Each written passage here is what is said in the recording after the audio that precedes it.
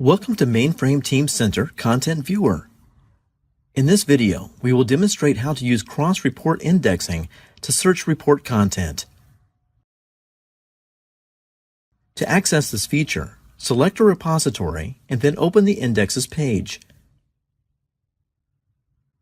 Other than index names and values, you can set additional filtering criteria, including report ID, creation date range, report version range, and report online availability. You can also manage your active user mode and distribution ID. Click on the Apply button to list the available cross-report index names. Select one of the cross-report index names, and you will get a list of index values. You can even filter individual parts of the index names and values.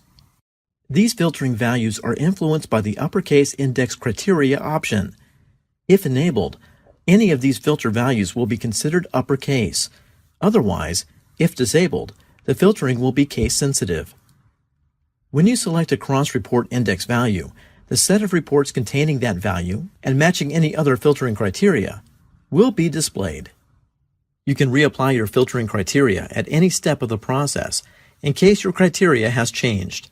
In this example, we apply filtering changes at the index value step, so only values contained in reports that match the new filtering criteria are shown.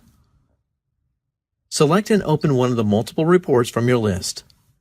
The content displayed will contain only those pages that match the cross-report index value that you selected earlier. If you want to reset any of the filtering criteria to their default values, click the corresponding X icon.